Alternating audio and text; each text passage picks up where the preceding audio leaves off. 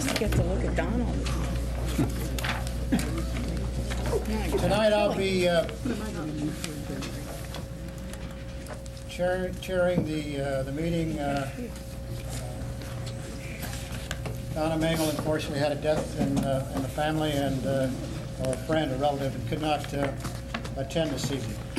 Tonight is a special action meeting. Will be held before our regularly scheduled work session. The meeting is being videotaped for community cable channels. Individuals attending this meeting and intending to speak to the board should be aware that they are being videotaped. In order to meet the requirements of the Pennsylvania Sunshine Law, it is necessary to record the names of all citizens who speak to the board during the meeting. To ensure compliance with this requirement, it is essential that those planning to address the board come to the microphone and state their name and address. Members of the audience are asked to limit their questions and comments to no more than 5 minutes. This limit will permit time for all those who wish to speak to the board. Whenever members of the audience exceed this time limit, the board president or myself may ask this individual to yield the microphone to the next speaker. I'd like to have the Pledge of Allegiance. I pledge allegiance to the flag of the United States of America and to the republic for which it stands, one nation, under God, indivisible, with liberty and justice for all.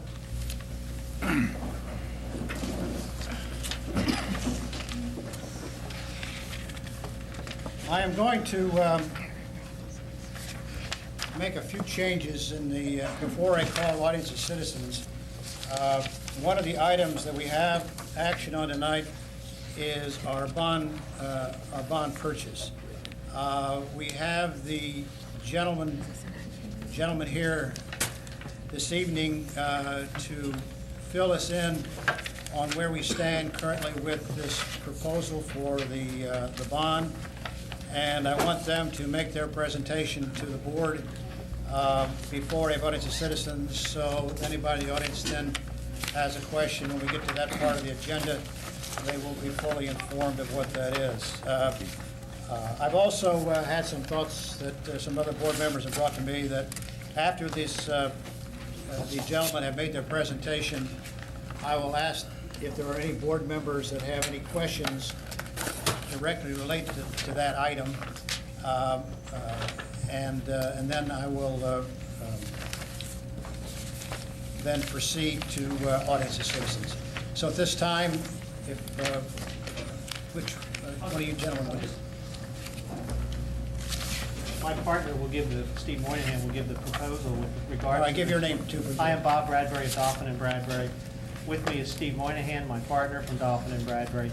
Also like to point out that in the audience with us is Dave Franklin from the firm of Pepper Hamilton, who is acting as bond counsel on the issue and has prepared the necessary legal details with regards to the issue. So I'll let Steve, I believe all the board members and the public have a copy of our proposal, which was faxed to the district late this morning, early this afternoon. Yes.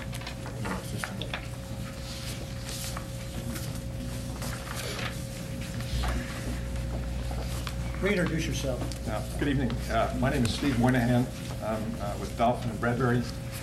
We're acting as underwriters in this particular transaction.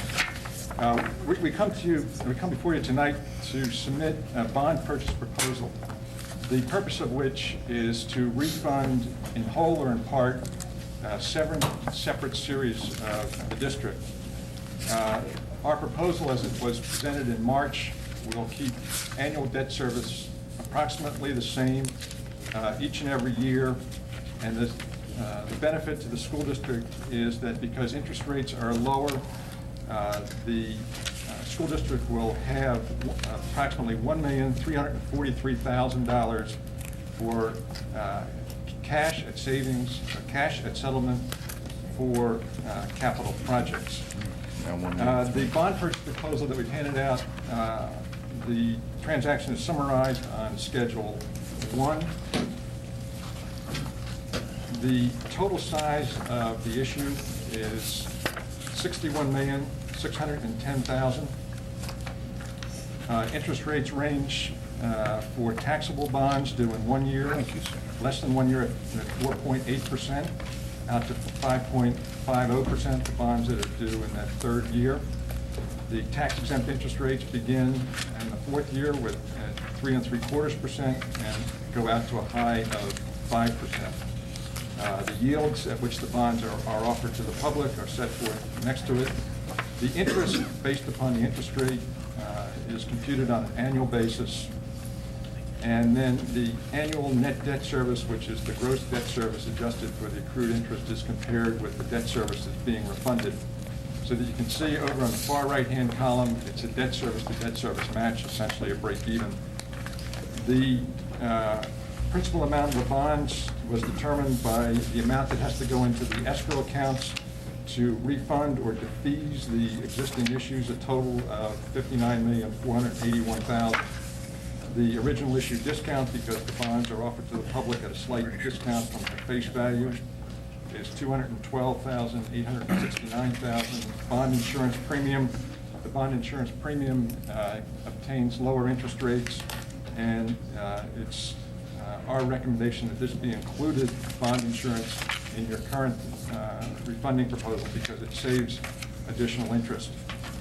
The financing expenses are a total of underwriting, which we'll see in a subsequent schedule, and all the other costs of issuance for legal, printing, rating, and the rest, which total $506,000. The present value of the debt service savings is a measurement that's often used in refunding transactions of this type. It's $919,000, and that's related to the principal amount of bonds refunded, refunding, and then the cost of issuance.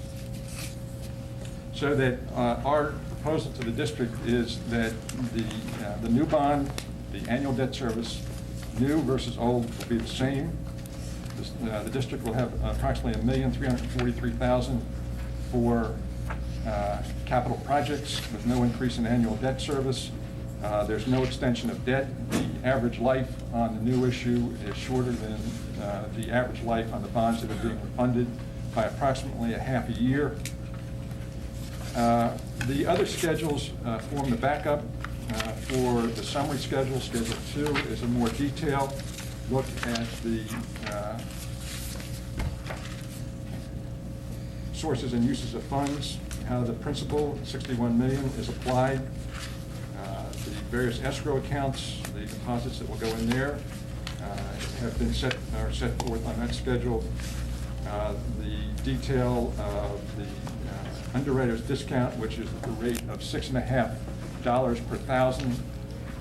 That is down from our original proposal in March. We had $7.50 in that.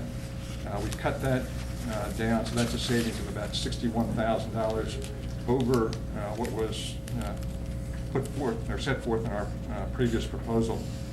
The other costs of issuance, legal fees, printing, bond rating, paying agent verification, and then miscellaneous are all set forth, a total of $106,000 for those costs.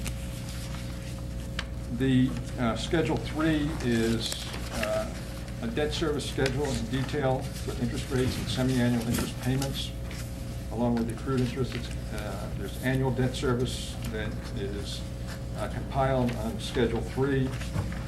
Schedule 4 is a breakdown of the issue price summary.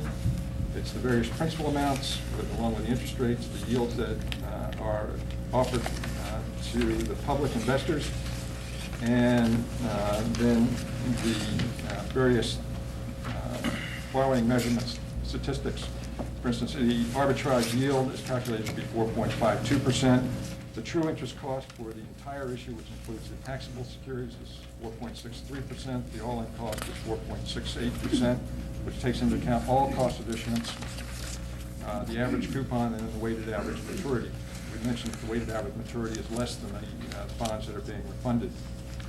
Our bond purchase proposal, which starts with the letter under our letterhead, is a firm offer to purchase the entire issue at a purchase price that is set forth in the second paragraph of $60,996,665.10. That's the principal amount of the issue, less the original issue discount, less the underwriting discount, and then plus accrued interest. We mentioned that the underwriting discount is at the rate of $6.50 per thousand, or 0.65% of the principal amount. The other terms and conditions are pretty much standard. Call your attention to condition number 8, which is the call feature. The bonds would be callable on September 1st, 2009 at par. No prepayment penalty involved there. It's a 10-year call, which is standard for an issue of this size in the tax-exempt market. The other terms and conditions, as I mentioned before, are standard. They're incorporated in the resolution Mr. Franklin will be introducing next. The final exhibit on our proposal is an interest rate comparison. This week in the market, your issue was competing with a similar issue from Bethel Park School District. You can see that in all cases, the interest rates were either the same or lower for North Penn as opposed to Bethel Park, except in that final maturity. So that you're comparing favorably, you're obtaining the benefit of your name and the location of North Penn School District in the form of lower interest rates. The other is a comparison with Allegheny County, a similar type issue. You can see that they're all insured, they all have 10-year calls, and the interest rates are very favorable in comparison with both Bethel Park and with Allegheny County. Bob, I may have missed something. If you want to fill in some of the details, Dave, it's your turn.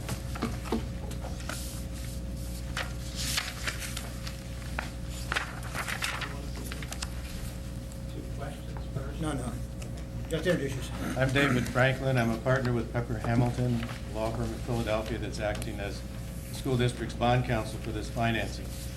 I'd like to suggest what the procedure here is for you to consider this resolution before you. As you may know, the resolution was advertised in summary form on May the 7th, as is required by the Local Government Unit Debt Act, which controls the procedures for your incurring debt.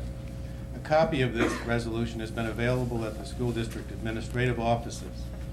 The copy of that resolution did not have the financial details that Steve Moynihan just related to you, for the reason that the bonds had not yet been sold at that time, and none of the interest rates, the redemption features, and the rest of that information was available to put in the copy of that bond resolution.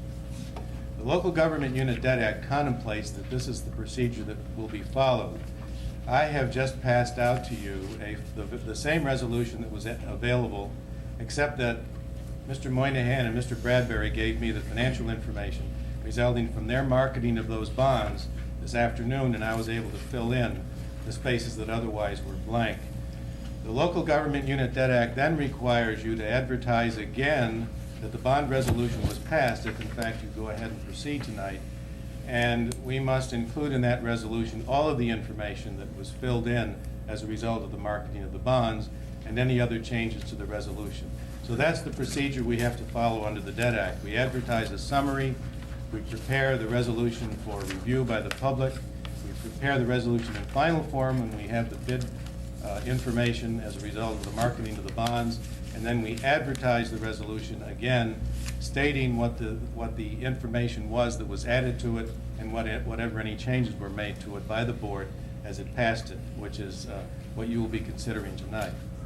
So we have this resolution which authorizes you to go through this refunding process. It authorizes the call of the prior bonds that Mr. Moynihan detailed in his proposal to you. It authorizes the sale of the bonds by the school district to Dolphin and Bradbury upon the terms of Mr. Moynihan's proposal. And it authorizes any other action that has to be taken in order to proceed with this process. The resolution pledges the full faith, credit, and taxing power of the school district to the payment of the bonds, and authorizes the budgeting and the appropriation of the annual debt service that's necessary to pay the new bonds. When you refund the old bonds, those bonds are no longer a charge against the general fund of the school district. They're payable from the escrow that will be set up with the proceeds of the new bond issue. So in effect, the new bond issue will supplant the old bond issues that are being refunded to the extent they are being refunded, and the new interest rates on the new bonds will be in effect rather than the old interest rates on the bonds that you're refunding. That summarizes the resolution. I'd be glad to answer any questions any of you may Okay, have regarding is there anything else you have to make a presentation on that covers it? All right, I want to open it up to the board for just questions related to the presentation you made. I don't want to get into debate about anything. That'll come under the motion. But does any board members have any questions related to the presentation? Pat? Just a couple. Mr. Hamilton, I noticed that Franklin. Hamilton's in the firm Hamilton, name. I'm sorry, Franklin. I beg your pardon. Not a problem. I noticed that in our packets, we received a resolution that showed that the issue was going to be 64 million, and now I see you handed one out with 61 million. 61,610,000. Where did was that just a typo, or? No, the resolution that was here before was based on estimated numbers. Okay. And the marketing of the bonds determines the actual size of the bond Okay. issue. And also, I remember Mr. Bradbury saying early on when he brought this before the Finance Committee that if we couldn't realize a savings of at least 1.5 million, that he wouldn't recommend we do it. And now I see tonight it's about 1.3 million.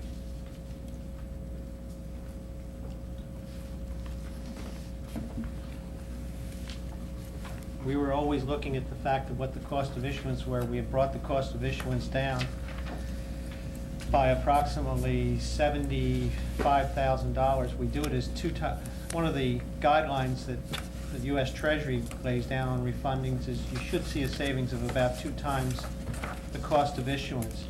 Our cost of issuance are in the area of $500,000, and we still exceed that. With where interest rates have gone and where interest rates are projected, I feel interest rates are projected to be increasing, and that's what we are hearing in the market. And if the opportunity here is here for the school district to receive $1,343,000, and I think it's a worthwhile saving and exceeds U.S. Treasury guidelines for doing refundings. I'm just pointing out the fact that we're about $156,000 from the 1.6 that we've been hearing all along. You have any other questions, Pat? Just to point out the fact that I did a quick comparison, and I noticed that from the original proposal, it doesn't look like a lot, but when you're talking about $61 million, the interest rates on the final proposal in almost all cases are up from what we've been receiving, and I have a whole file here all along. And again, I know that's because now it's the final numbers are in and they're more concrete. In that same period of time, I think if you follow CNBC or the news with regards to what interest rates are doing in the general market, you'll see that interest rates back in March when this was presented were in the area in the U.S. government market of about 5.5% on a long U.S. government bond. And today, those interest rates, today's closing was 5.83%, or about 33 basis points higher than they were back when we proposed this issue. I don't think we've gone up 33 basis points. I was just looking at the proposal dated April 30th. It's a case of the general, where interest rates have been going and where they're projected to be going. Okay. I guess the only other thing I'd like to say is, and then I've been quoted quite a bit in the paper, and I'm not in favor of doing this, simply for the simple reason that I think to borrow this much money to get 1.3 million back now instead of 1.6 and extend them out, I know the average is going to be shorter, as Mr. Moynihan pointed out, but we have 3 bonds. One's callable in September, one in 2002 and one in 2003. What you're saying is fine, but I'd like to bring that up during the debate on the motion. Oh, fine, okay. I just want to get questions specific to their presentation. Very good, excuse me. That's all right. Terry? Yeah, Mr. Bradbury, your statement just a minute ago in answer to his first question about the, because of the changing rates and where they're going, the amount is at 1.3 instead of the 1.5 something. Are you saying that the 1.3 is hard and fast, or it still could go Good fall.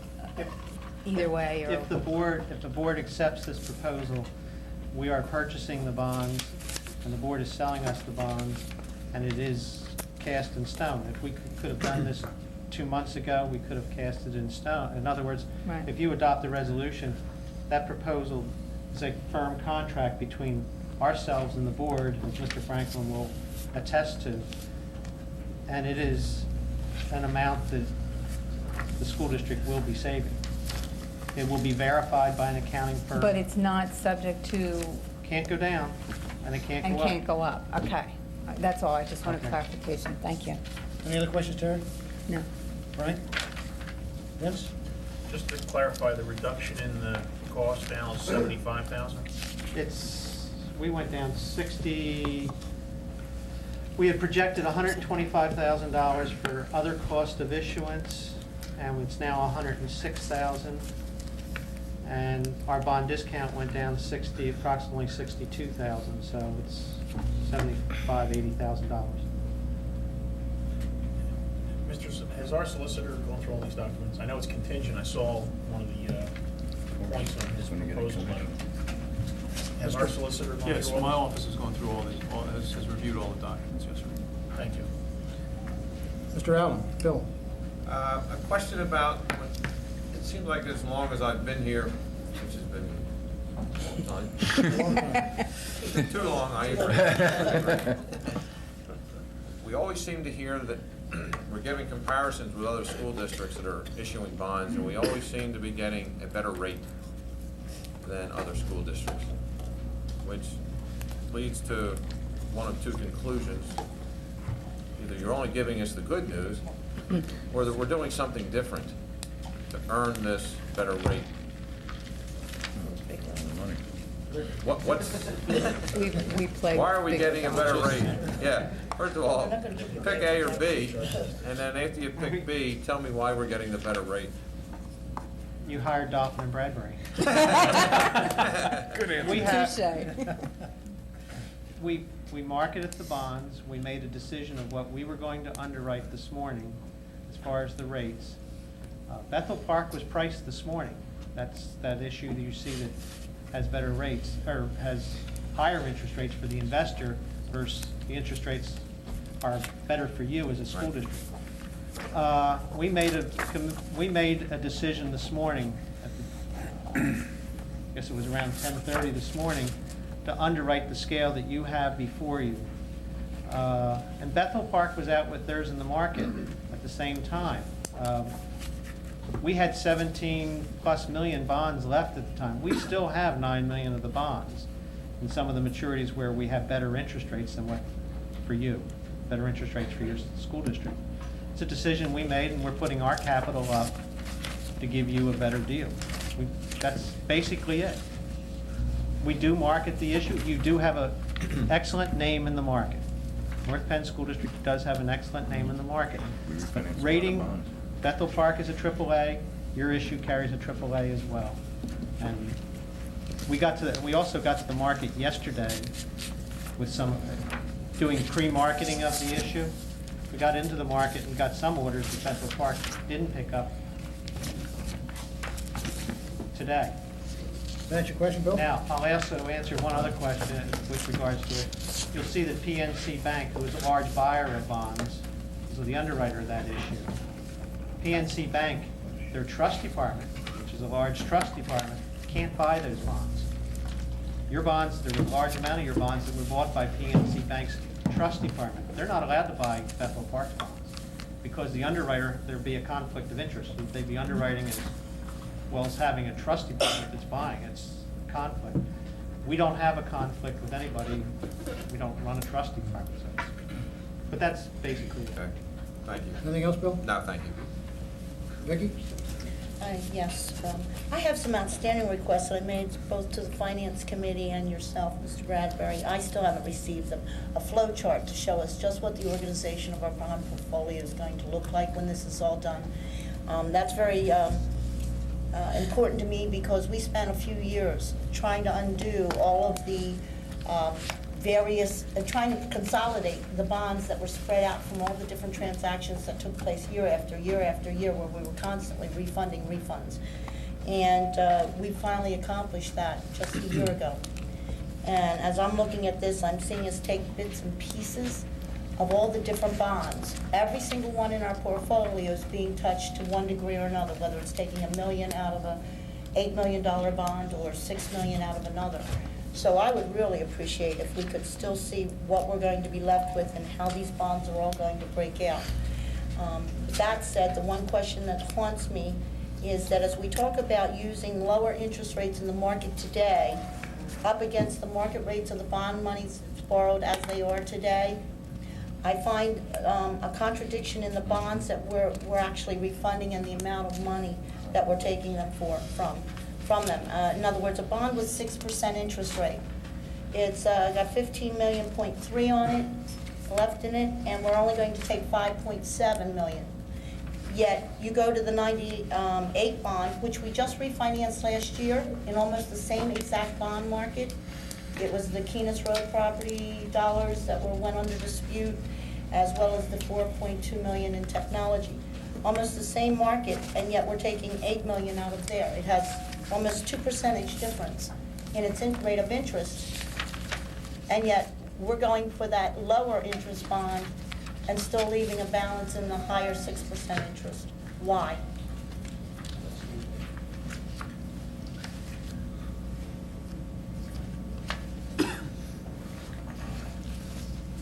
If we could, we would refund everything in the 1992 series AAA today.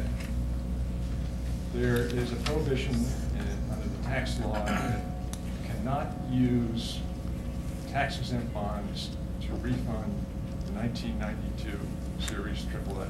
I believe that's the issue you referred to. That has a Well, that's 6% the coupon. example that left me confused, that if we were using lower interest rates to produce these savings rather than looking at investment comparisons to borrowing, then why would we not want to refinance the higher bond interest rates rather than leaving those left in our portfolio?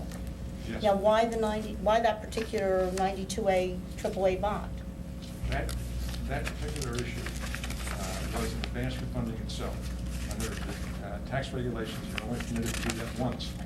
So that we could not do that with tax-free bonds. We had to use the taxable, tax-exempt structure for the transaction to get at as many of the 1992 series AAA bonds as we could.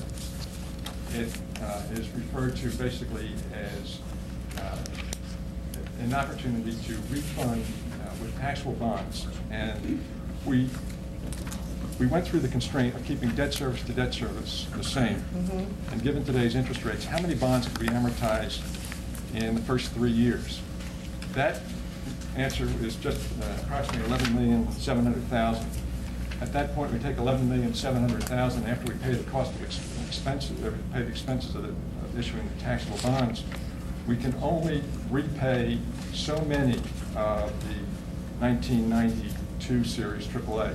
We'd love to do it all, but we can't. We're constrained by interest rates and by not wanting to increase the annual debt service of the school district. So it's more of a mathematical answer than anything else. But we went for the highest interest rate bonds and we tried to get as many as we could refinanced at the lower interest rates.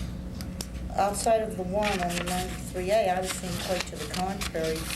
But if that 92 at AAA could not be refunded because it was a refunding, I brought this up to Mr. Bradbury in the past. He told me it was an error and it would have to be changed, but it's still there. The 98 series was a refunding of a prior bond just last year, less than 1 year ago. That was involved the 1990 and the 1993 bonds, Right. which were prior refunding. I would say all but the 96 bond, there's hardly a bond in our portfolio that doesn't actually go back to the 1980s. That's now become a 1992, 93, 94, 95 series. And I'd like to know, how can we say that the reason why we're going for taxable bonds is because of the regulations prohibiting tax-exempt bonds being refunded after, subsequent to an advance refunding, when we're sitting here with a bond that we just refunded last year. The 1998 series was a dual-purpose issue. Right. Most of the 2/3 of it was refunding. 4 million was the technology dollars. Yes, that is the portion that's being refunded. That's not what's in these documents, sir. That has not been from the beginning, and 2 months ago, I raised the issue, and the $5,080,000 balance is associated with $5.3 million refunding, and we had borrowed $4.4 million, which has also had debt service payments against it since that time. It would have a balance of approximately $4 million. The 1998 series, as it's outstanding now, is $14,865,000. Correct. Of which $4,990,000 is going to be refunded under this program. There wasn't $4.9 million in new money borrowed. That's my concern. In the context of the tax certificate, there are two elements on it. There are refunding bond proceeds, and there are proceeds that were not used for refunding. And when we did the allocation, it turned out to be slightly under 30% of the issue was for new money or for the technology project, as you said. There's an exact dollar in the bond prospectus. The others were for boilers. There was money borrowed for boilers. There was money borrowed for the technology dollars. Okay, I'm referring to the tax certificate, which has two line items, one Okay. refunding and one non-refunding. And that's how we came up with the percentage. And the percentages apply to each and every one of the maturities except for the one that's due in 9/1/99, which is deemed to be a current refunding and it's not prohibited, so that the entire maturity there is being refunded. So all of this has been carefully reviewed to ensure that we're not in violation of any of those regulations? Yes. Because I know our full bond portfolio is a matter of refundings of past refunds. Yes, we've There's had very few dollars in there that's new money. definite and certain conversations with Mr. Franklin's firm, and the allocation that we've made, they agree with. Any other questions? Vivian? Fine, as of my conversation with Mr. Bradbury, I was told that there was going to be an adjustment to alter that number. I don't know if he found out something different, but he acknowledged that it would have to be changed. So we're going to remain the same. Can I ask you, when you talk about the issuance cost, do you not count the underwriter's discount costs? Yes, we do. And do you not count the bond issuance premium costs? The bond insurance premium, not as a cost of issuance, because for treatment in yield, that is deemed to be interest or prepaid interest on the day issuance. So it's excluded from the financing costs because it is in effect, it is an interest cost as opposed to a cost for legal. In other words, it's a debt service payment made at the settlement table? Is that what you're saying? Yes. So it's a debt service that's made outside of the schedule. Well, when I add the 400,000 on through, I'm still seeing a higher total than what was stated. I'm getting, from the front sheet, I'm getting about $800,000 Well, in issuance costs. The original issue discount, is that included in the 800 calculation? Yes. Well, the original issue discount is the difference between, and we can see this better from Schedule 4.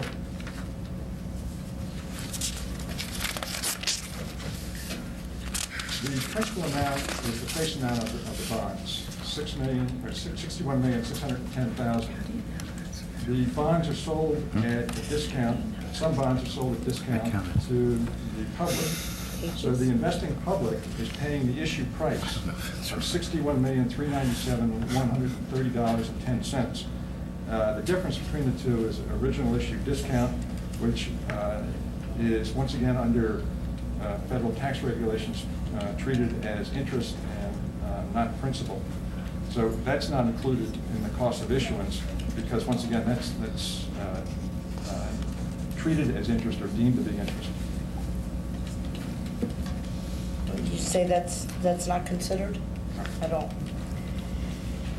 Has anyone evaluated what it's going to mean in the end result for state reimbursements as to whether or not we hold all of the 1.3 that's being projected as a savings, or whether a part of the 1.8 million that we received in state reimbursements through to last October will still be able to be 100% retained by the district? The general rule that the Department of Education follows is they will share in the savings of all refundings of their school districts. And they share in the same proportion that they reimburse. So if your effective reimbursement is 2%, then they will get their share of the savings by reducing the project eligibility fraction and reduced debt service on, reduced reimbursement on your annual debt service going forward.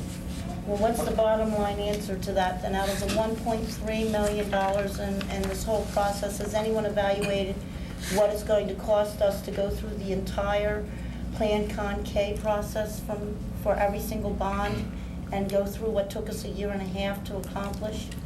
And what that's going to mean to us in the net gain when all that comes forward? Let me just say, I'm the one that does all the Plan Con K filings for the school district. I think, I know the administration knows that, I know Mr. Wood knows it, the business office. I take care of doing all of those forms.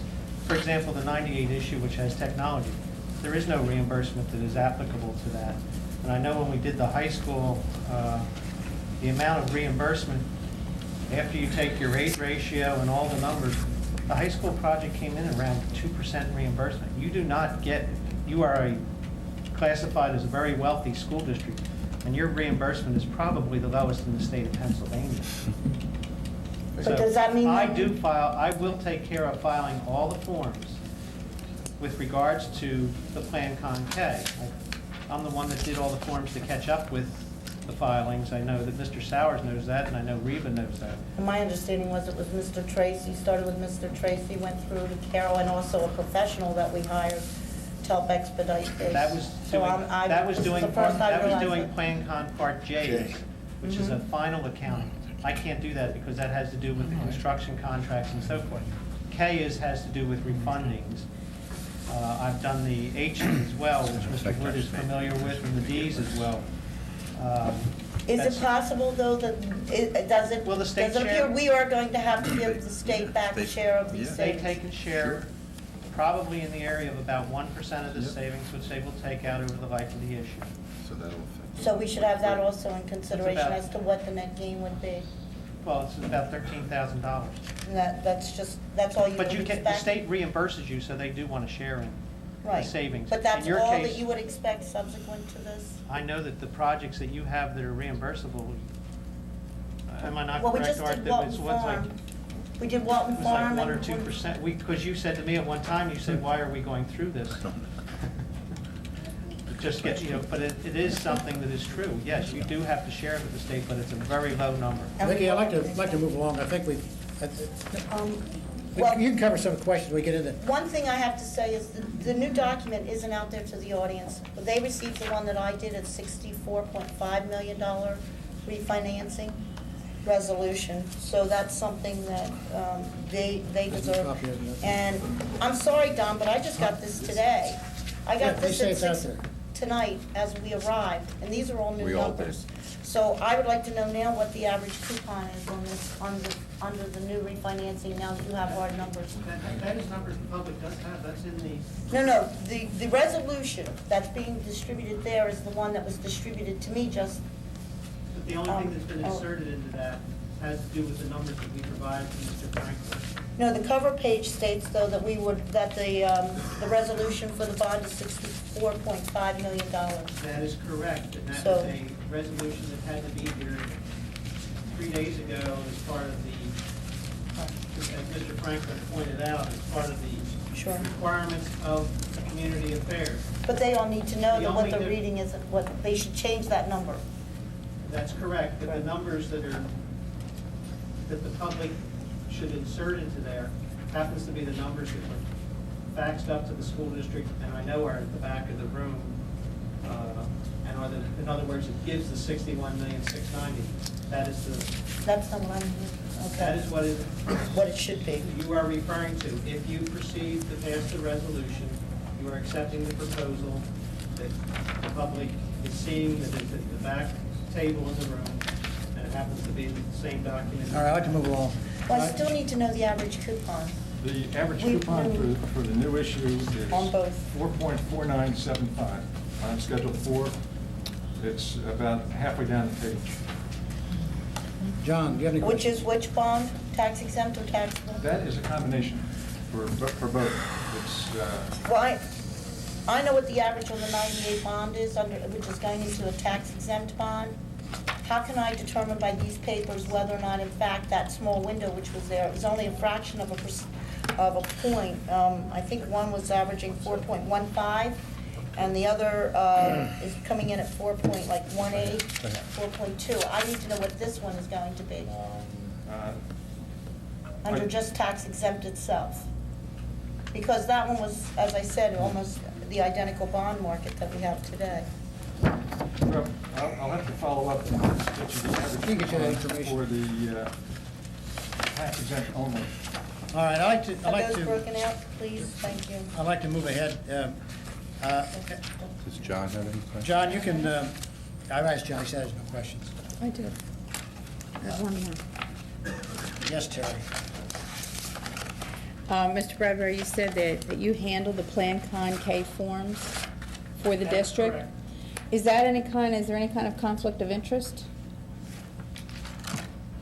No, because, no, that is, Just, I don't know.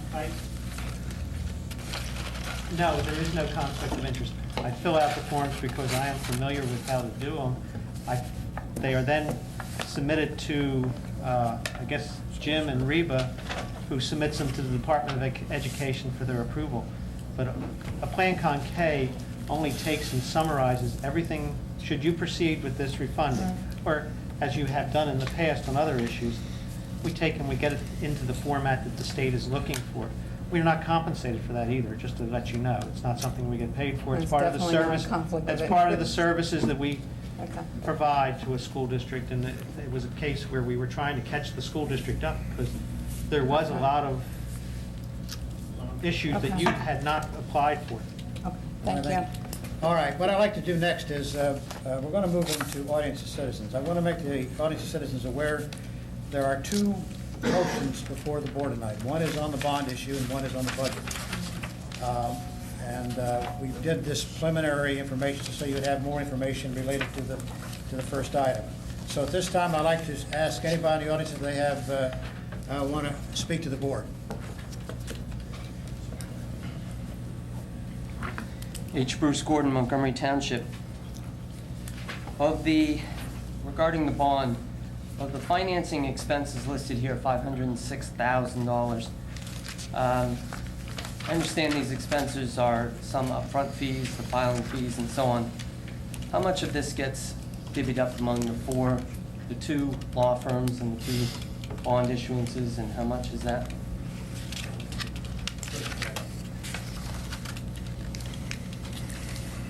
In doing a bond issue, a school district or a municipality sells their bonds at an original issue price, which is what is listed there. The public does not pay a commission for it. The commission, in other words, if you go to a brokerage firm and you go to buy a bond of North Penn School District, you would buy it at the issuance cost with no commission. That $400,000 covers the commissions of salesmen that sell it. Approximately $263,000 of that $400,000 is going out to salesmen for selling the bonds to their customers.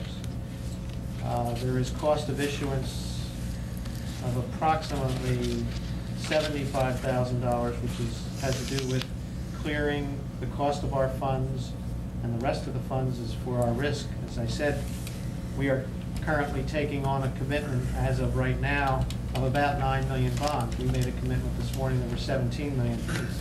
So the cover that risk. If it's unsold, if interest rates change, that's our risk. If interest rates go down, I'll also point out that if interest rates become more favorable, we can't mark the bonds up because SEC regulations tell us that we have to sell the bonds at the issuance cost. Doesn't say we can, but we can sell them at a loss, but we can't mark them up into the face. Thank you. Oh, and then, Mr. Franklin. The legal fees of $65,000 are anticipated to be distributed. My fee is going to be $40,000, and Mr. Bartle's firm's fee is going to be $25,000. That's the estimated amount that includes our services as well as any expenses that we incur. Of those amounts for legal fees, it was already mentioned that Mr. Bartle's firm has reviewed this. Are we being charged for that review? Not in addition to that, to the amounts that Mr. Franklin indicated. There won't be any charge if this, No, sir. if this motion goes forward? No, sir. It doesn't go forward? Okay. One other point, and I think it's a matter of splitting hairs, but I'm going to bring it up anyway. We did refinance just a year or so ago. We did realize a lot of cash, and at the time, it certainly seemed very good. We planned on using that money for some good purposes and so on. As this money would be used for good purposes, I'm sure, it's beginning to feel like we're churning, though. As Mrs. Schur was pointing out, not only are we refinancing older bonds, we're refinancing a bond we just refinanced last year, or portions thereof. And so our portfolio is refinancing upon refinancing at this point. What I would wonder is two things. One, this cost, would taxpayers, if they had to pay out these amounts of money, would all taxpayers be willing to shell out this kind of money for this activity, for this refinancing, as opposed to spending this money potentially on something else if this was true dollars? If this was a true cost, would they rather have this money spent on the education instead of fees and so on? The other part is board policy. This board passed a policy that says bond money will not be used except for materials that will live the life of the bond. If we are refinancing and spending some of that money of the refinancing, of the cash we'll get back, above and beyond the 1.3 million here, if some of that money is going to the expense of doing the bond, aren't we spending money to get the money, and therefore we don't have anything physical in our hands? Well, bottom line is, the district is, whatever the costs are, the district is, taxpayers are going to receive $1.3 million for capital projects. So it should be the net proceeds. But the net proceeds. right. Today, or soon after this bond is issued, we receive $1.3 million. Over the life of the loan, and let me see if I can put my fingers on it real quick. I can't find it real quick. Over the life of the loan, we're going to actually be paying out, although same amount of money, we're going to be paying out millions of dollars more. The net effect of this, although we're paying, the final payout finishes at the same time period as the existing bonds, the total cost to the district is, help me out here, $4 to $5 million more, from 59 to 61 million. The costs remain the same. It's at the settlement. Costs will be the same. It's at the settlement table. Debt service ends up being, 82 million, and the debt service of the existing issue is 82 million. It shows on Schedule 1. so we're just end up refinancing more money, in essence. It's the same From- as if you had a home mortgage. Right, I've been through that analogy. Okay, your debt service, the school district is obligated to pay 82 million, I don't have the. 82.9. 9, and under this proposal, the school district is obligated to pay 82,000,009. Okay. You're paying identical, and I also want to point out that the average life of the issue It's the same. is actually 6 months left. 6 months left. And 6 months less over 20 years, 17 years out. But it's the yeah, average life. Right. You're paying the same amount Mhm. for a shorter period of time. There is no increase in debt service. Okay. Bruce, you about, Yeah, I'm done on that topic. Just one other thing, the budget that's coming up tonight, I've been through the various finance meetings. I think our administration has done a wonderful job in trying to pare that budget down. Let's not play games, folks. We need to depend on our administrators to bring those numbers forward, and we need to accept those numbers. I'm certainly happy that the taxpayers are going to get a bit of a break. I hope we're not getting it this year, only to take it away next year. But I think our finance folks, Reba and Jim, have done a great job, and I think our administrators have done a great job bringing those numbers forward. Let's move ahead with that budget. thank you, Bruce. Anyone else? Yes, sir. Get your name. Good evening, Gary Robinson, Hatfield Township. I have 3 comments for the board. First, dealing with this resolution for the bond. I would question the legality, and I would like to appeal to the fiduciary obligation that the board as public officials have. How could you in good conscience, or even legally or morally, adopt a resolution with blanks to be filled in later, saying that we have an aside document here? I think you have a moral, legal, and ethical. They have a fully filled out. What are you talking about? Fully filled out, which not they signed received yet. today. They received today. I think they're in the same state as legislators. I would question whether every member of the board has fully read, knows, and understands. Let's not get into a debate about, okay, you made your point. I'm making my I need- comment. It's a good point, we've got it, go ahead.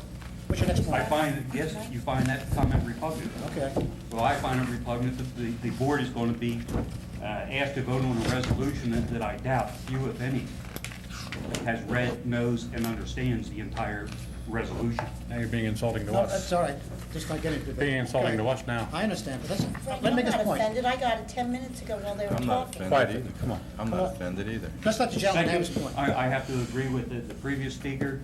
The whole tax exempt bond situation, not only in Pennsylvania, but nationally, funding and refunding and refinancing clearly is a legalized aspect of churning. I find that the whole process totally repugnant and a violation of the public trust.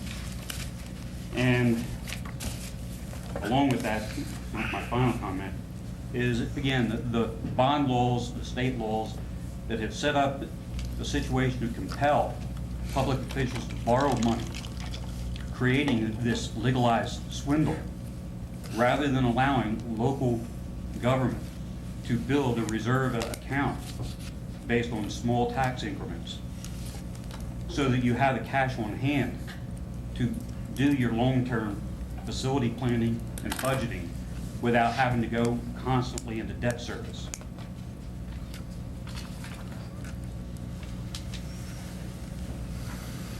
Yes, who's next? There you are. Mary Gaiman, Upper Gwinnett Township. I have before me the budget that you adopted last year in '98, in which it states that your estimated debt service will be $93,095,000. Now, I've heard Mr. Bradbury keep saying $82,958,922.37 is not going to change under this new refunding. Does anybody up there, board members or administration, know exactly what's going to be in your budget for your debt service with this new refunding? Jim, is that a question you can answer? Agree, isn't it? The principal and interest amounts will not change. No, I've heard that too many times. It's Johnny One Note. What exactly is going to be our new debt? 123 million, 108 million, 93 million? Are you telling me that we've managed to come down 93 million to 82 million, just taking little bits and pieces out of these bonds? And while you're looking, Jim, I see it says refunded bonds, 56,665,000. The 99 series is 60,250,000. Again, it's the missing 5 million. And I haven't had time to read all the things that just appeared tonight.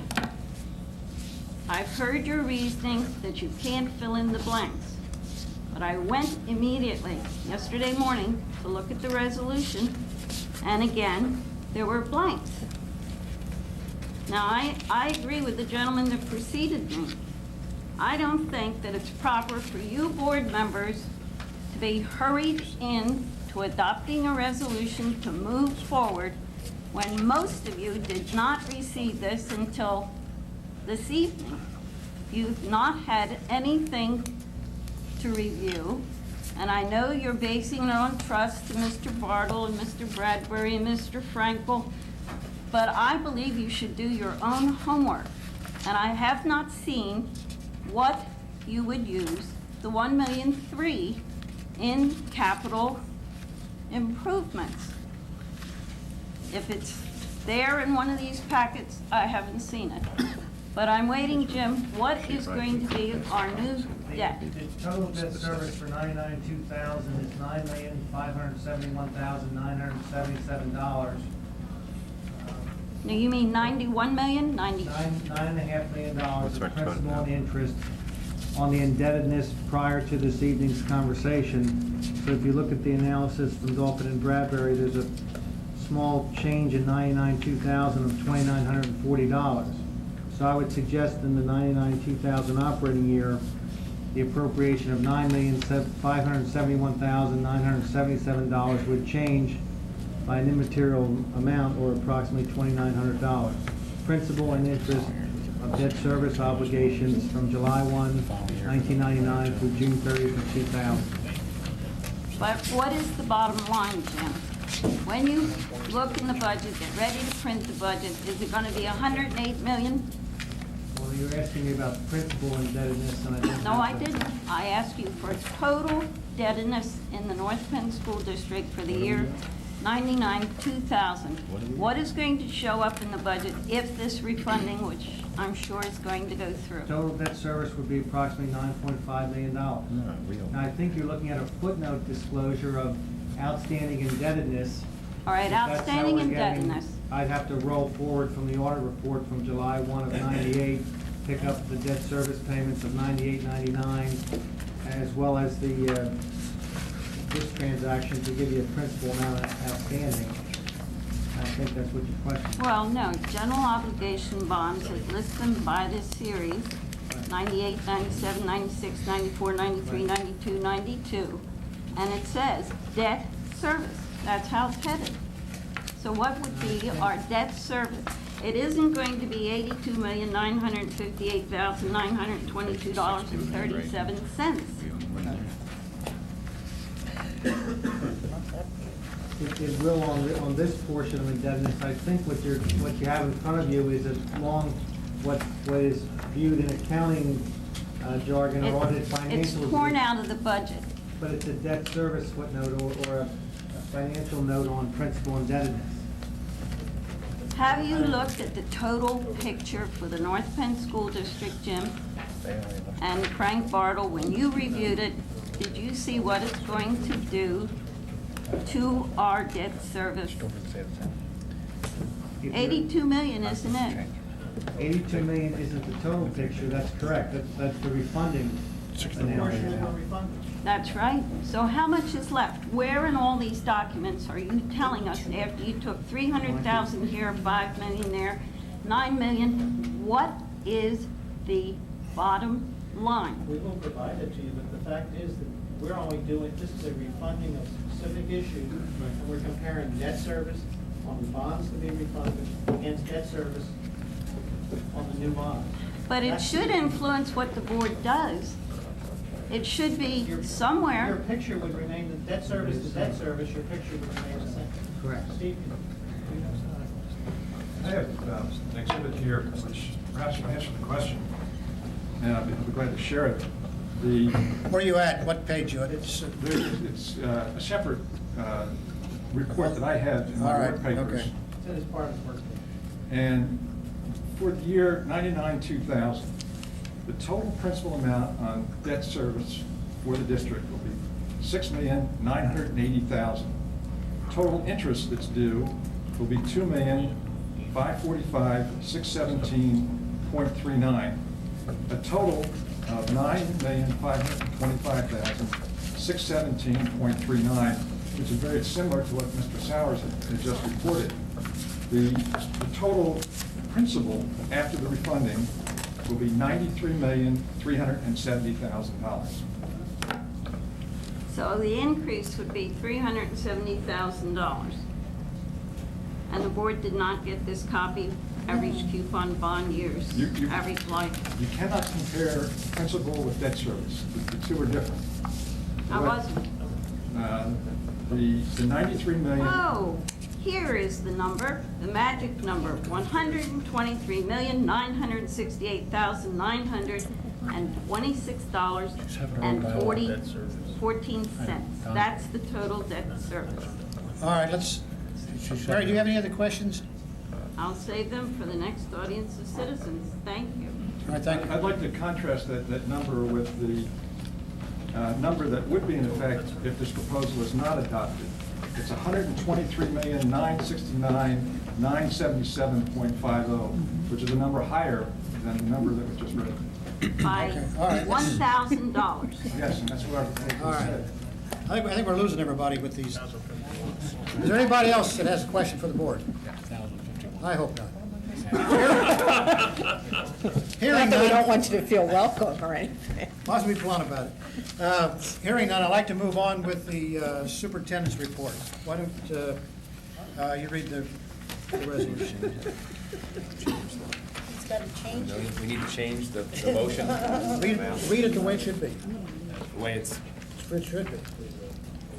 Okay, we'll see if I'm right. Recommend approval for the Board of School Directors to adopt the debt incurring resolution which would accept the bond purchase proposal to be presented by Dolphin and Bradbury Incorporated and Arthur's Lestrange and Company, provided that the proposal provides at least $1,343,634.09 for capital projects with no significant increase in annual debt service, and that there be no extension of debt. I need a motion. So moved. Motion by Mr. O'Donnell, second by Mr. Shapinsky. Questions? Mr. Mosley. Just comment.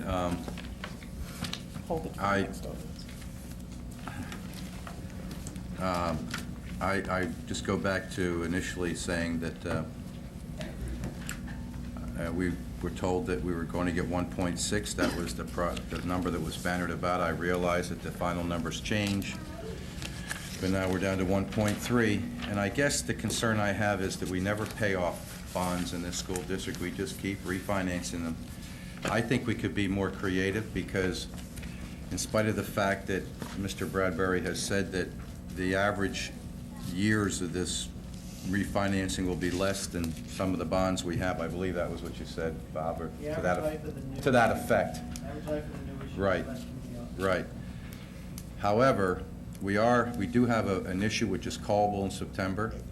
We do have an issue which is callable in 2002, and we do have an issue which is callable in 2003. And I guess we probably should have found this out found out what our annual payments are to those bonds to see how close that would come to 1.3 million. Could have paid those bonds off and dedicated those payments to these capital projects.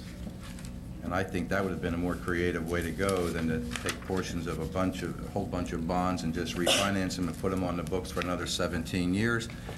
And then I did do some comparison with some of the interest rates, and I realized that they're firmer now, but I see that after the year 2003, they start to go up again, and I would not be surprised if they'll come back and want to refinance again. So that's the concerns I have. I think we could be more creative, and we could have taken that money that we would have saved after we paid off those bonds when they were callable, and they could have been applied toward the 5-year plan or the capital projects. And I too am concerned with the fact that now we are going to lose some of our reimbursement from the state because they will be entitled to share in this savings that we're going to see. And I just don't think it's worth it, but I'm sure there's 5 votes for it. That's all I have. Thank you. Terry? No, fine. No comment? Mr. O'Donnell? Mr. Shapinsky? Mr. Franklin, I did a page-to-page comparison of the form we were given on May 5th and the one you handed out tonight. And other than the locked-in rates from today, is that the only change to the form? I mean, I assume that's the only data that you gave him that he plugged in here and then brought in the form. Yeah, it had to do with the rates, the annual amounts of debt service, and the call premiums. Those were the only fill-ins that were necessary. The information we got from Mr. Bradbury's firm this afternoon is what had to be filled in there. So there wasn't a grand conspiracy here to limit the information for the board, it just had to be locked in today, and then the data had to be put into this document and handed out. That's the only way it works, and the Local Government Unit Debt Act was drafted specifically with that knowledge. This is the way it has to work. Other than the locked-in interest rates, everything's pretty much what you handed out at the previous meeting? Yeah. Yes. Anything else? No, That was it. No, it isn't. Mr. Allen? He kept talking. No, nothing. Thank you. Mr. Shear, Mrs. Shear. Yeah, I'm sorry, Don, but there were a couple outstanding questions that came from the comment to me. When we look at the debt service schedules that you have here for your new bonds, new issue, are we seeing a period reflecting a full one-year cycle in the first year of the interest and principal payments? The debt service that's due on the new issue, On the new issue, when you display for us what is to be paid, you're only displaying what's left to be paid since you just issued the new bonds as of June 15th, correct?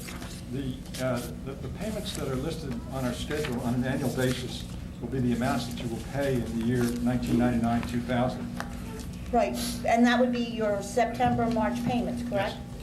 The difference is, though, that when you're comparing our existing debt service, we've got an uninterrupted cycle that takes us with 6 months of interest that's due from March through to September. And then we have another interest payment that's due the following March.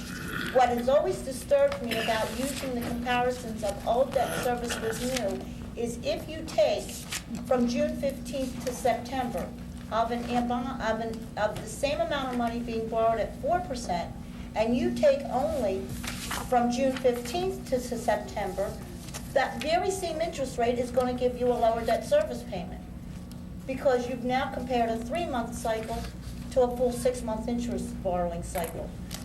And that can happen anytime you go to the bank, whether you're paying off your mortgage and you sit down at the interest table, at the settlement table, and at that settlement table, if I'm making payments against my mortgage through that check that's being done there, of course the rest of my mortgage payments from then till December is going to be less than if I was counting it from January. You follow me? Or am I losing everyone? I just think that when you're talking about what is coming out of the difference in interest rates, somewhere we've got to have a baseline that shows us that full interest rate on the same amount of time. What is the static or honest interest rate? Is it 4.25? Is it 4.05? Are we really saving? If we were to have that same bond, these same bond issues, but gave the full prorated amount back to for the same amount period of time, March, would it be the same? The interest that you see on the schedules reflect the principal times the rate times the time. The offset that you mentioned from either a 3/1 date or a 3/15 date, depending on a particular issue, is picked up in the cost of the escrow account. The escrow account, the deposit there is higher because the accrued interest through the settlement date will then be funded through the escrow account. So your baseline is that you start off with June 15th, Right. and that's all you pay. Right, that's all we pay here, but there's money being paid at the escrow account for the March through June 15th period, correct? And that is taken care of in the deposit for the escrow account. But have we added that into added this into the actual debt service schedules to compare that? In other words, if I want to compare, either you have to take and prorate what our current debt service payments are, providing for a payment as of June 15th, to compare apples to apples. Otherwise, it can always happen that anytime you've taken 50% of your interest payment cycle and taking it to the outside of the debt service schedule, it's going to be less without whether you have a reduction in your interest rates or not. It's in the cost of the escrow account, and the escrow account is funded with principal. So you have a short payment of interest in the first year that is then taken up by a greater amount of principal that is repaid on the new issue. Well, given that you're making payments not only against $62 million, but you're also making debt service payments on the bond money that is supposedly going to go untouched. So how many millions of dollars are being paid on June 15th in debt service? How much money is being paid on debt service payments at the settlement table on June 15th that needs to be added to this debt service schedule to see what the honest full comparison would be? Nothing has to be added. Well, then where is that? How's that being paid? Because the escrow account is fully funded. It is a defeasance of your obligation to the bondholders. They will have monies invested in the United States Treasury, which will pay their interest. You may choose to look at it a different way. You haven't paid any interest on those bonds since March 1st or March 15th, and you're going to be relieved of that obligation. So that from the period going forward, from March 15th to June 15th, those interest payments will be paid from the escrow account and not the general fund, which would be the case otherwise. But that is district money, correct? There's no benevolent bank out there that's going to relieve us of past interest. No, it's your obligation, and it's going to be taken care of by fully funding the escrow account. District dollars that are being expended It's there. coming from the bond monies. Not from general And that's fund. what I mean. I need to know what amount of dollars Vicki, I are being think paid outside. you're losing everybody here. Well, Don, it is money that's being paid. It's just that it's no longer in the debt service schedule. And I've always found that, those comparisons are always easy to make when you've eliminated or placed those 3 months outside. That's right. The comparison schedule. I have very great concerns over this. I mean, we are touching almost every bond in our portfolio. A year ago, we were told that we basically had consolidated our bonds in such a way that there was only one bond callable in the future. Right. We now sit here and in the few short years that we as a board have worked to put an end to hyperactivity of our bond funds. We took our principal debt from $67.5 million to what was supposed to be $88.9 at the end of this year. I don't know exactly what it's going to be when all this is said and done, but every time we come up with one of these blue light specials, we end up with increased principal debt. And we keep saying that it doesn't cost us anymore to increase the indebtedness of the district. And while the interest may balance out the principal, this is such a complicated maneuver that there isn't many school districts out there that have even tried it. I don't know if it's been tested. I don't know what the risks are involved in this. But it won't be the first time that school districts have tried to maneuver around the state regulations on arbitrage and refundings and et cetera, and gotten away with it for a couple of years, and then the whole thing caved in.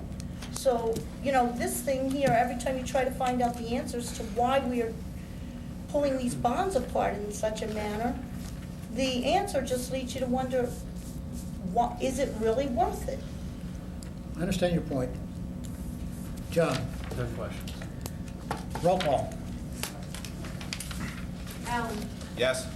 Hill. Yes. Posey. No. O'Donnell. Yes. Frykowski. Yes.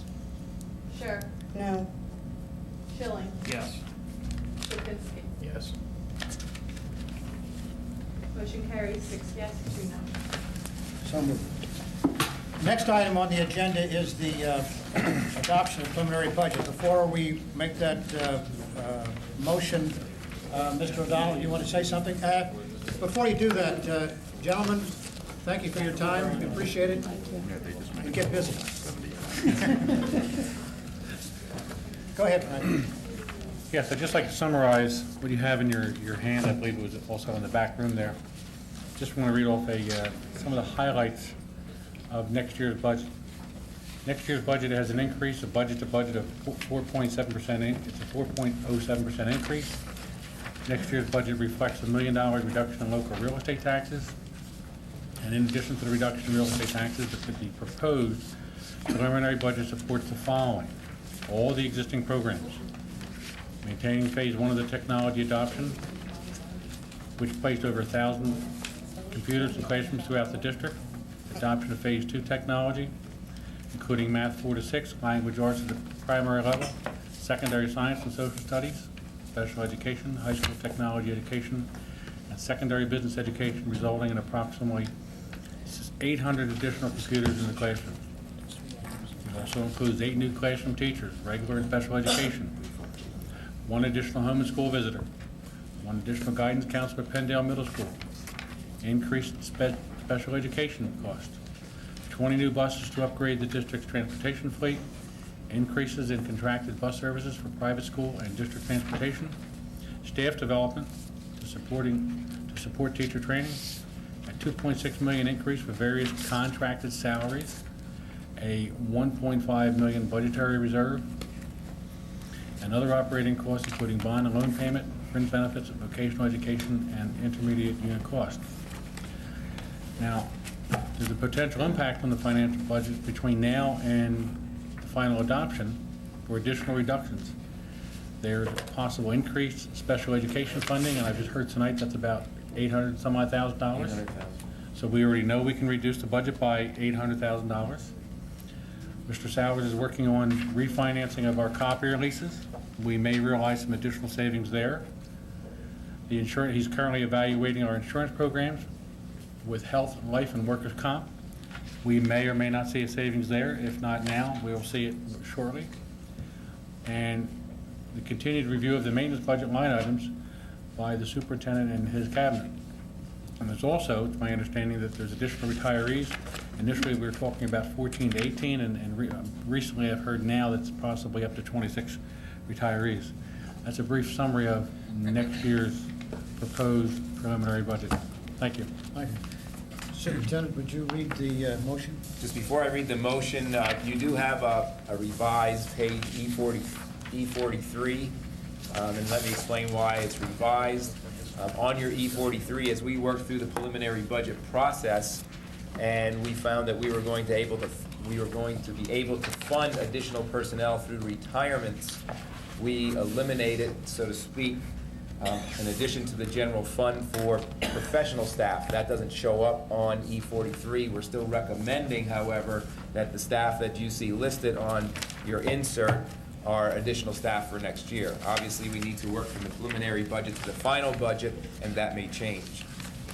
Okay, the motion is to recommend approval of the adoption of the proposed preliminary budget in the amount of, and there's a slight change here, a transposition of numbers, $123,510,674 for school operations during the fiscal year ending June 30th, 2000, which will be available for inspection in the Office of Community Relations between the hours of 8 a.m. and 4 p.m. until its final adoption no earlier than 20 days from this date. I need a motion. So moved. Second. Mr. O'Donnell, second by Terry Petrowski. Any questions? Mr. Mosley. Just a couple comments.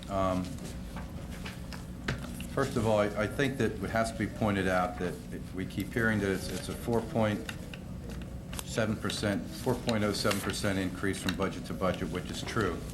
That's from $117 million, which the board majority passed last year, to $123 million this year.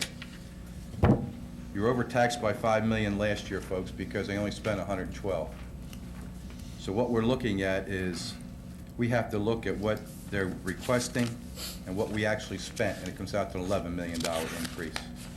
And now we're going to be very creative because we look at page 5, or page 5, and we're going to give $1 million back, but we still have to tax you 15.5585 mils to maintain this $123 million budget. I didn't see a whole lot of difference in the way the process was handled this year as opposed to last year. I know that Mrs. Shearer and I took an awful lot of criticism, both at these meetings and in the media, because everybody felt they needed $117 million last year, and we only spent $112. I don't think $1 million coming back to the taxpayers is enough, and I think that everyone in this community ought to be outraged that we've only spent $112 million last year, and we have an $11 million increase this year, and only $1 million coming back to the taxpayer when you were overtaxed by $5 million last year. And that's all I have to say. Thank you. Kowski, any comments? Mr. O'Donnell? Yes, I just would like to say, Pat, you had plenty of opportunity to recommend an additional amount of money, and you didn't recommend any additional amount of money at all to bring back. I'm just confused. Yes, I did, Frank. I recommended $117, $118 million budget, Mr. and it's in our minutes. Jim, on the expenditures in review, the revenue summary that you gave us, or gave out at one of the finance meetings, could you explain to me why you have some negative numbers in the budget versus actual for 99-2000? In the proposed. Under C. Under C, the proposed expenditure budget for 99-2000, we're anticipating spending approximately 97.2% of the appropriation. And as of this evening, we're not anticipating utilizing the budgetary reserve amount of approximately $1.5 million, as well as the line item for refund of prior year receipts of $700,000 related to transactions as a consequence of reassessment in Montgomery County. We're also anticipating actual expenditures in the salary category of approximately 98.34% of the appropriation. Well, then why are we budgeting for another $1.2 million? What's the additional funds for? It's an appropriation for a district this size that we're estimating for this evening. I wouldn't suggest you're going to spend that. So if you just concentrate on the column or heading for actual 99-2000, whatever is not spent is merged into the fund balance for June 30th of 2000, or about 13 months from this evening, and those amounts would carry over for the 2001 budget cycle.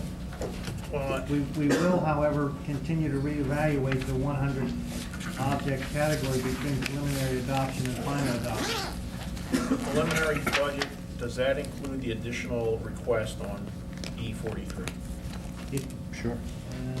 The No. only thing Yes, missing it here does. is the technology general fund of 269. The other activities should be funded by retirees and things of that nature. Under 800 other objects, you have $2.2 million again in there. What was that for? That's the budgetary reserve of $1.5 million and the line item for refund of prior year receipts. 755? Yes. Anything else? Yeah, hold on. Time's up. We're seeing a proposal and then actuals. Why don't, if I take the actuals and I build onto the new technology and I build into our budget reserves, back into that, we still have a lot of money in the fund balance end of the year next year. And I would suggest to the board that even if we adopt this preliminary budget the way it is, we reevaluate how much money we're going to need at the end of the year. Because we're going to have a substantial reserve. We're going to have the funds we need to do what we need to do, and we're still going to have a fund balance carry. And I don't know if I would recommend holding such a huge fund balance. One of the additional recommendations I would want to do after this goes through is reduce our budgetary reserve and take it down about another $2 million. That's really what I'd like to propose. But you asked your questions. And that'll still give us a 4.1 balance, fund balance, the same as 2 years ago. The 112 figure that we have projected for actual expenditures, that is separate from our other budget reserve funds? Or is that included? That's inclusive. Okay. So in the $112 million number, we're anticipating not utilizing the budgetary reserve, and that's why you have a differential under the 800 object of approximately $2.246 million. Again, my comment is if we're going to adopt this thing tonight, I still think this thing has ways to go before it gets to the end. And we should really discuss what we think is a philosophy as a board, what we want to have ended over at the fund balance, because we're going to get, you're projecting here to give money back in this and reduce taxes. Frank's talking about giving possibly more. Pat wants to give more back because we don't want to have a huge fund balance.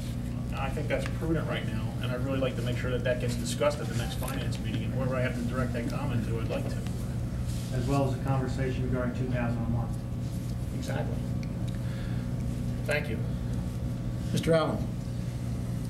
Yeah, I get onto the fund balance too, and I know it's one of the issues that people like to look at, but I also know that there's a minimum that we should keep That's right. for good prudent finances, 3 to 5%. and it's, Is that what yeah, it is? 3 to 5% of the total budget. That's right. It's also, I know that affects our bond rating. There's exactly. Part of the answer to the question that I asked It tonight. affects your bond rating, too. So I don't want to, Affects your bond rating. I don't want to go below that and then next year have to increase taxes just to make up for monies we should have had on an even keel from year to year to year. So I agree, we need discussion on that. But we still don't know what we're going to have left at the end of this year. We really don't know, but we have 30 days to work on it, don't we? We have 30 days. Final, We still have an opportunity to get back an additional $2 million and maintain a $4,168,000 balance, which is about $20,000 more than 2 years ago. Yeah, but it's We've never supposed gone to below increase You didn't the have same $11 percentage of million your budget to does. spend. I'm sorry, what? It's supposed to increase at the same rate that your budget does. That's right, exactly. There is, I believe there's a recommendation, but I don't, as many people have said to me, I'm not sure that there's a recommendation for the school district our size.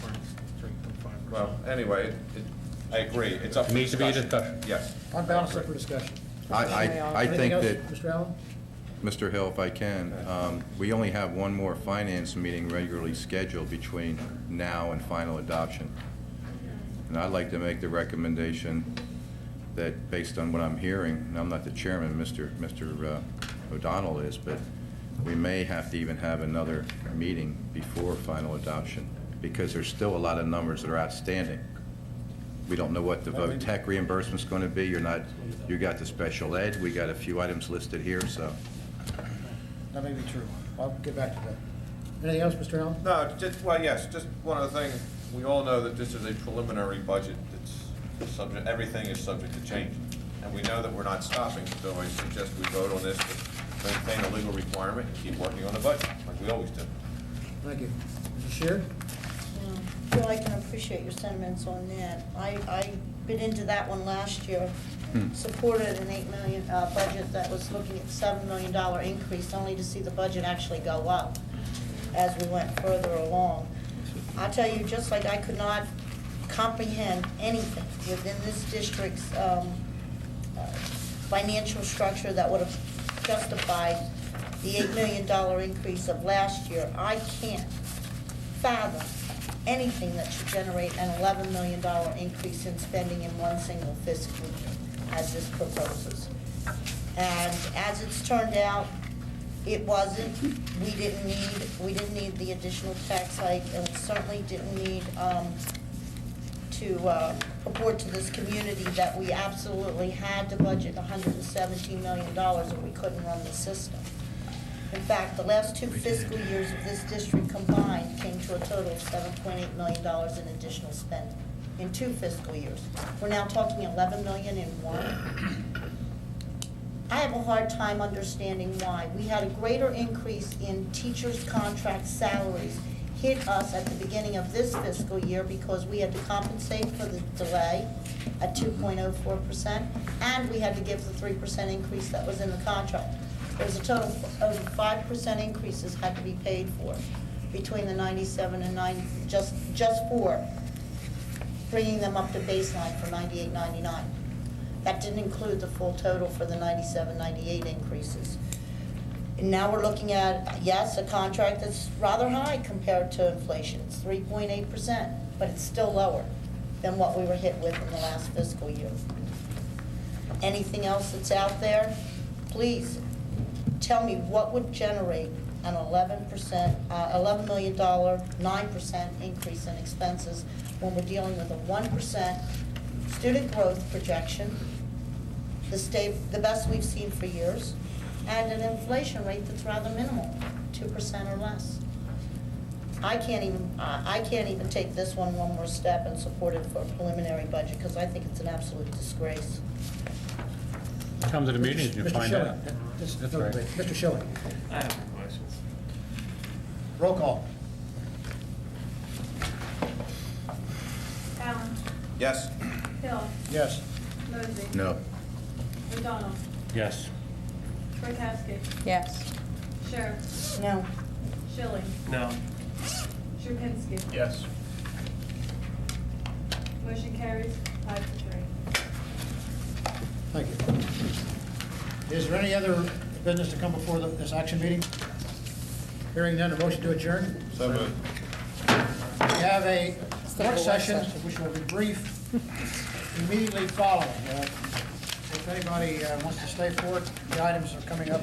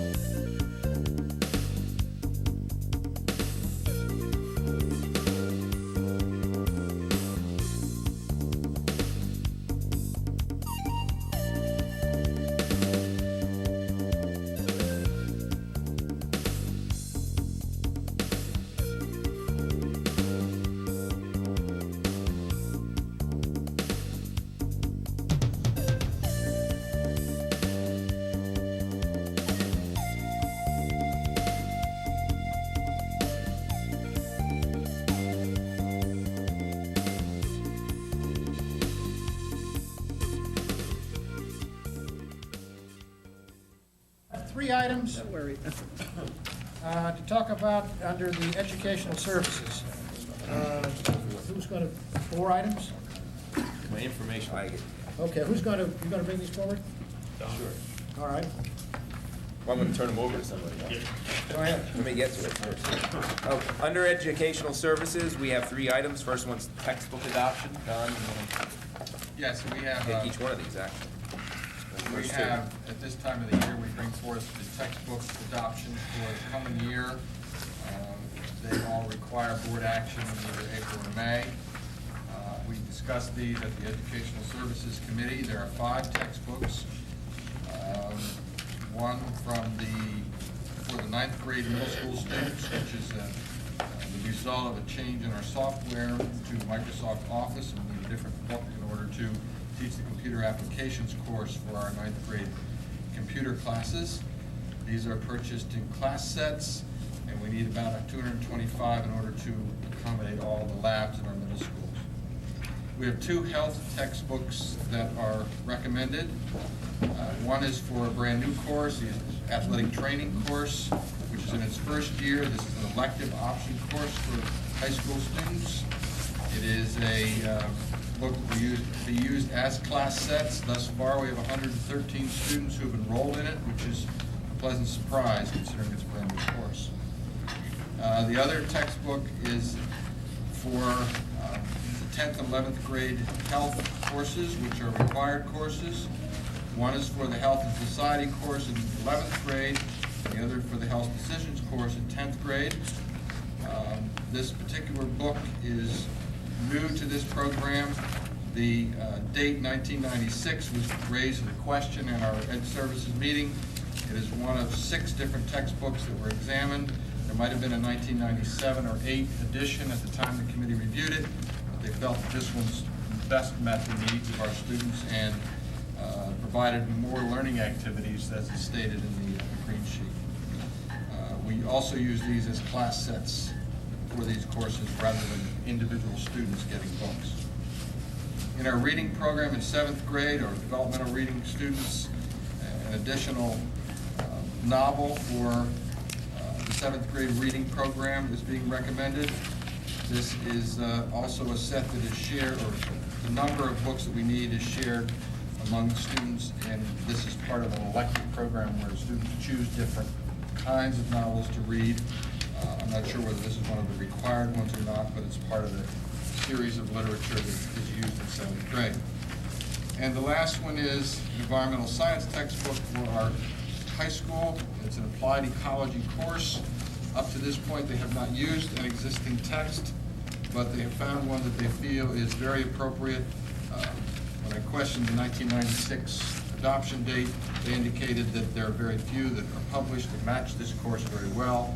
This is the best and most recent one that fits that category. Our hope, after I get a chance to answer any of your questions, is we put this on for adoption at the action meeting coming up. Mr. Shapinsky, did the Educational Committee approve these items? Yeah, the committee recommended that we move it forward with the proviso that Dr. Van will check the available dates for printing to make sure that these are either the latest editions or the most usable for what we're going to do, and that's what we got to do. Any board comment on the items? Just a comment along with what Mr. Sapinski said. I've been trying to get Office 2000 myself, and it's not available. I understand it can be ready very often. If you got it to Microsoft.com, you might be able to find out when it's available. I'd rather us purchase that than this old software. That's all we have, that's what we're using. This is what we have at this point in our program. I know, but I'm saying, I think within maybe 1 or 2 months. You'd have to rewrite the curriculum. Office 2000. That's a dilemma we face with all of our You have to computer rewrite the courses. I mean, curriculum. as things become obsolete, as software becomes obsolete, we do need to get books that are different. Thankfully, with the price of books, we don't have to buy one for each individual student. We buy class sets, and when that becomes obsolete, we'll be back to you for another adoption. Any other comments on this item? That'll be on the agenda. Next item, extra duty positions. Textbooks, by the way, are available for anyone to look at on the back table if you care to do that. Don, extra duty? Extra duty. Sure. The Extra Duty Committee is a group that reviews the status of different kinds of organizations in the district. And at our most recent meeting, it was brought forward that we would like to adopt 3 new clubs at North Penn High School. There's a process by which clubs are established and must function on their own with sufficient interest, and that interest is maintained and generated for at least a year before these to come forward for approval. The 3 organizations that are listed here, a French club, guitar club, and a peer educators club, organizations that are proposed for Group 1 status. This represents a stipend for the advisor of approximately $690, and these are clubs that we propose for to become effective in September of '99. At the high school, or at the middle schools, excuse me, we're proposing the establishment of a National Junior Honor Society. Of course, we do have an honor society, National Honor Society at our high school. This organization has existed in other school districts at the junior high / middle school level for a number of years. It is an organization that is really that functions by the same rules as the one at the high school. It is to recognize students for academic achievement. They must have at least a 3.0 average on a 4-point scale to be in it. It proposes students be involved in school service functions. It promotes leadership opportunities and good school citizenship. We truly think that we don't have enough ways to recognize our academic and citizenship efforts of our students in our middle schools, and this would serve to bring forth that recognition for those students and also get them involved in more service organizations. We would establish each one of these clubs at the Group 1 level, again, effective in September of '99. Mr. Shapinsky, did your committee approve these? Yeah, the committee voted to move this forward to the full board. Any questions or comments from the board on this item? Hearing none, yes. Just how many students are in each of these clubs, in the French guitar and peer? At this time, we have between 25 and 30. In the French club, they have between 30 and 40 in the peer educators club, and about 20 students in the guitar club. Thank you. Thank you, Don. Terry. Thank you. I asked you for some information. Right. I can let you know regarding the Peer Educators Club that the issues that students will be involved with studying and making presentations on are reviewed by the advisors, and the students bring forth the topics that they want to discuss, and the advisors make the final decision. However, if they have anything that's controversial, that they feel is inappropriate for the students to be involved with, that's all cleared through the principal. So anything controversial takes that route as far as before it goes out for for their investigation. Is that controversial on my values or their values or what? Well, I think it's Making a what we decision, think or is they the making a general, I don't know if it's your values or whose values, but it's What what we think is decides- appropriate for middle school age students. Well, there goes every political issue out there. Could be. Politically incorrect. Any other questions? That'll be on the board for action. Third, last item, next item. Alternative ed. Library. Oh, we woke him up, okay. Okay, as you know, this school year, we've launched a project for alternative education that was operated during the evening hours from 4 to 8. It started February 1st. We have received quite a bit of positive comments and some inquiry actually by other school districts as to how it has worked and what our feelings are of that program. Based upon reviewing it with the people, the staff who are operating the program and getting feedback from parents and students, we're recommending that we would like to operate the program next year for the entire school year. Attached to the green sheet was a breakdown of the various costs and what that would look like for us. The money we would take is presently budgeted, alternative education in various areas, and we would continue to apply for a grant from the Department of Education. Again, Mr. Shapinsky, the committee. Yeah, we had some discussion about this because we tried it as a pilot program this year. The administration thinks that they had some very good success with it, and we have an opportunity to expand the program. We also had a couple of learning lessons this year with the program, since it was a pilot program. The issue of security, staffing, supervision, and program design came up, and Lou has refined that, and this recommendation takes all those things into consideration, and the committee votes to move it forward. So I'd like to see it move forward. Any board questions or comments? Just Lou, arrange for that, and I'll come in. Yeah, I was well, gonna let you get started a little. We're up and running. Give me a call anytime, whatever's convenient for you. Okay, that'll be on an action item. Is there any other items? Yes, I have one informational item. It's contained in the blue packet that was passed out, and I've been talking about the ESC reorganization. This will continue to work through the budget process, so I'm not asking for approval at this time, but I also want to quell some rumors of what's happening and what's not happening. Basically, you'll see in the packet, I've laid out the premises, and I'm not going to run through them, but I think it's important for me to say that this reorganization is really focused to make sure that we organize the district to place the emphasis on student learning that we always talk about. And basically, the reorganization takes into account three major areas in what we call curriculum. The curriculum area, which is identifying what we want students to learn. The assessment piece is putting in place a process to find out if the students are learning what we want them to learn, and the piece that actually fits in the middle of both of those, and that's the instructional piece. How to improve instruction, how to assist teachers in having students achieve better what we've identified what they want to learn. Accountability and continuous improvement is a part of this also. Again, if we're going to identify a curriculum, we want to make sure it's being implemented consistently throughout the school district.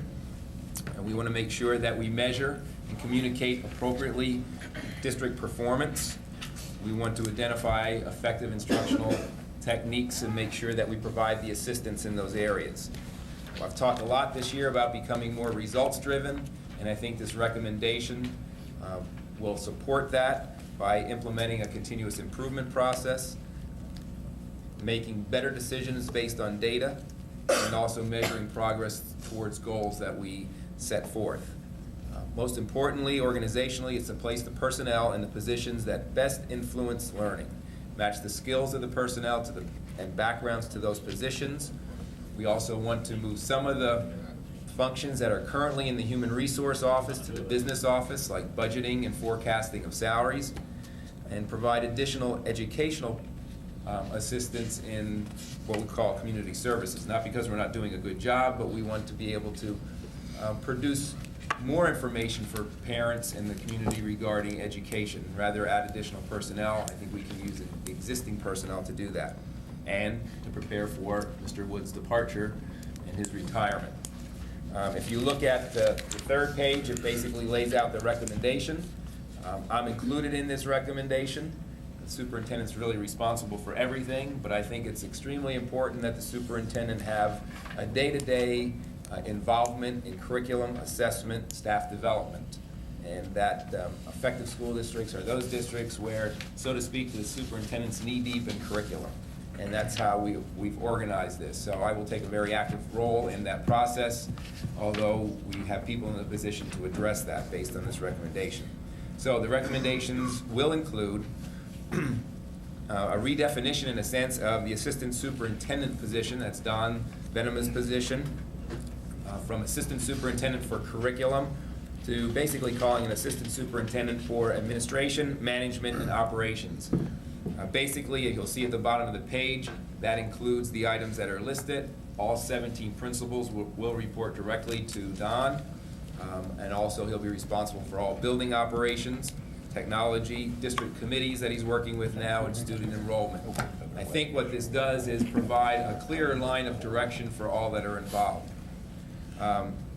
The thing that's not added to each one of this includes also whatever the superintendent adds. So this is not a limited list.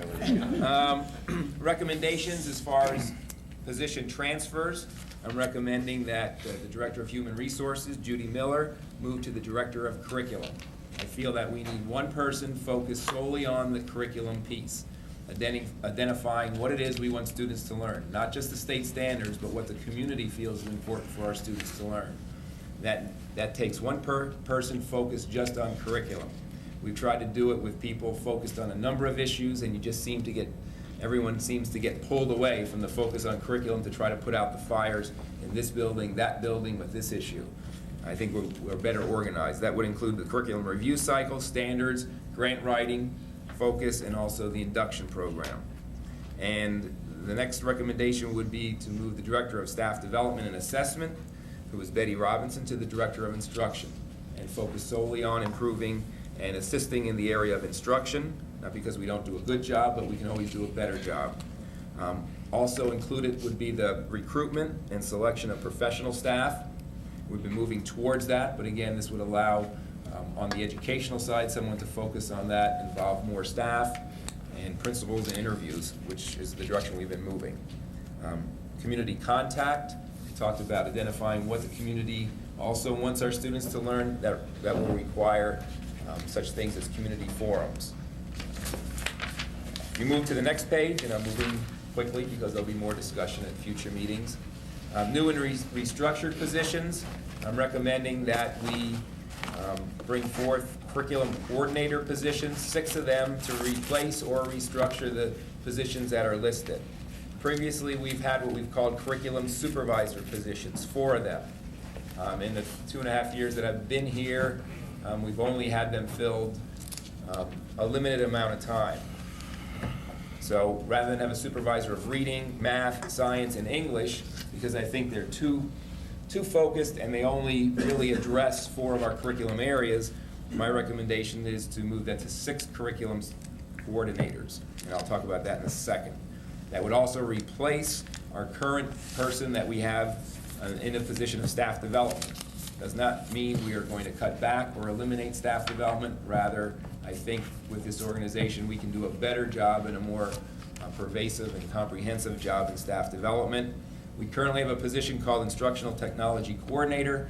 That won't be replaced, it'll just be restructured. You'll see in the middle of that page the responsibilities that all of the curriculum coordinators will have in addition to what's listed at the bottom of the page.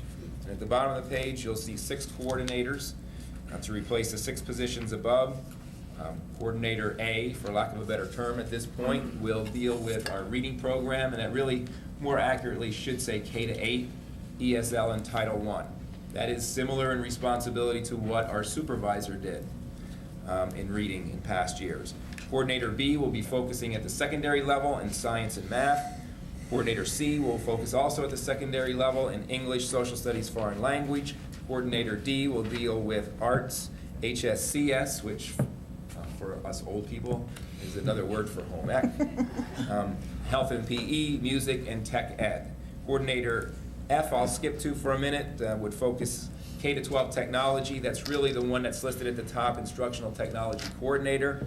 Also K-12 libraries. Our libraries are moving more and more into the use of technology, so that fits along with K-12 technology, and business education, which also relies heavily on technology. Coordinator E is something we haven't had in this district for a while, and that's a focus at the elementary level. We have, yes, we've had supervisors K-12, but we do have 45 to 50 teachers at every grade level at elementary, and I think we need to put an emphasis there. I think it's important to know that as a curriculum department, we think this is obviously a better way to go than having individual supervisors covering one subject area. Number one, this provides coordination for every one of the subjects in the school district. Special ed, although you don't see it here, is addressed through the pupil service department with our special ed supervisors, and also a position that we're recommending this year as a teacher on special assignment. Period. One more page. The last page, another position, manager of student assessment and performance, a person to work day in and day out on student performance and assessment. You see the types of things that are listed there. It goes along with the presentation I made to the board about a month ago on developing an internal assessment system and a comprehensive assessment system. And finally, in the area of support staff reorganization, my recommendation would be to appoint what we would call a manager of support services to replace Art Wood as director of support services. I'm also looking at the assistant position as it currently is structured to move some of the responsibilities between those two positions. And then finally, with Dr. Miller moving from human resources to director of curriculum, I would recommend to the board that we replace her with a manager of human resources. That would be at a higher level than our former assistant was at. And basically that person would report to a director. There'd be a lot of transition occurring in the first year between Dr. Miller and that person. And I would also be happy to say in this whole reorganization, when you look at existing positions and these positions, this comes at no additional cost to the district based on appointing teachers on special assignment, and also obviously some salaries that'll be leaving and new salaries coming in. Just one final thing with the teachers on special assignment, what I think it really does is take some of the expertise that we have in the classroom and have those people work directly with their colleagues in coordinating the curriculum. So I will be asking the board to support this in the future. I think it'll do a lot for us to improve student learning and achievement. Thank you. The board has told the superintendent to proceed on this process, and as he pulls it together in more details, of course, some voting will be necessary, some approvals will be, but for right now, we're moving along in this direction. Is there any audience of citizens on the three or four items we brought up tonight in the work session? Seeing none, we'll move along. Mr. Mosley brought up a good point about the budget, and right now, the only budget meeting that I know is scheduled right now is the 25th, is that correct? Yes. Do you feel you need any other more than that one? No, I think that would be fine. At this point in time, I just said if we find on the 25th that if we as a committee feel it should be more done, then we may have to have another meeting in June. Just want to bring it forward. For the work session in June, right? That's right. Right, okay. You have 30 25th then is the next you have finance 30 meeting. days. Okay, fine. Question, I guess, for the solicitor. I goofed tonight. I didn't announce during the regular action meeting about executive session we had. Can I announce that now? And put it okay. I want to announce before the meeting started this evening, there was an executive session from 6:30 to approximately 7:10 p.m. on personnel items. And the last item that I want to bring forward, that I've been told that on May 20th, Hatfield is having a fun day, and our superintendent has agreed to be the donkey. Again. In the tank. Didn't you get that job last year? Not the donkey. Every donkey has its day, right? Since it was brought up, and this goes across television, this is probably the easiest way to do it. There's a challenge out to all staff members. If they dunk me 3 times in a row, I'll teach their class for a day. I probably anticipate I won't be teaching any classes.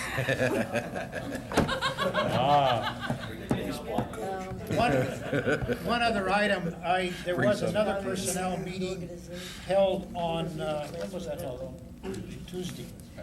Past Tuesday in the afternoon for about 2 hours to cover personnel items. Is there anything else anybody has to bring forward to the board? Hearing nothing, meeting adjourned.